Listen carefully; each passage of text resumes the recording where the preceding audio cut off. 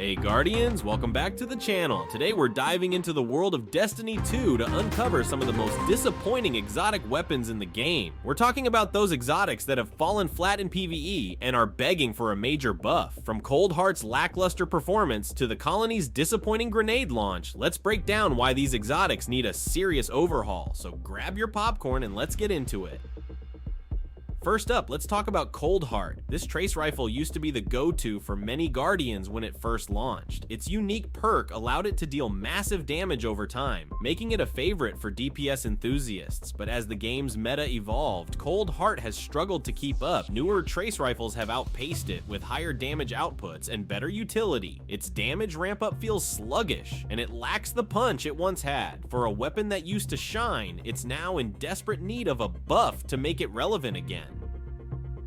Now, let's move on to the Prospector. This grenade launcher was designed to clear crowds with its unique ability to launch cluster bombs that deal damage over a wide area. Sounds awesome, right? Unfortunately, it hasn't lived up to the hype. Its outdated perks and mediocre damage output make it less effective in today's high-stakes battles. Whether you're trying to clear out enemies or dealing with tough bosses, the Prospector falls short. It's like bringing a knife to a gunfight, just doesn't cut it. The Prospector needs a major revamp to make it a more desirable choice for heavy weapons.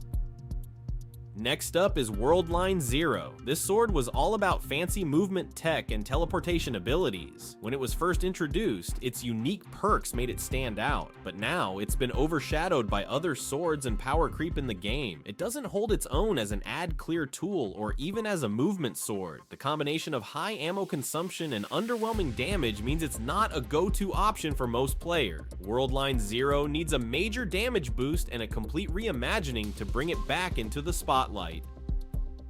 And finally, we've got the Colony. This grenade launcher's gimmick of shooting out robot spiders might sound cool on paper, but the reality is far less exciting. The spiders have trouble chaining their damage effectively, and the overall damage output is low. The Colony's unique functionality falls flat, leaving it as one of the least effective exotics in the game. It's in desperate need of a damage increase, better chaining mechanics, and maybe a few extra perks to make it a worthwhile choice in your arsenal.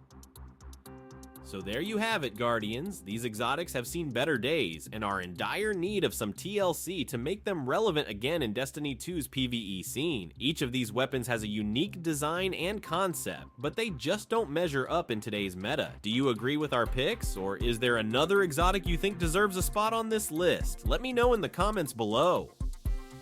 If you enjoyed this breakdown and want more content like this, don't forget to hit that subscribe button and ring the bell so you never miss an update. Thanks for watching, and I'll see you in the next video.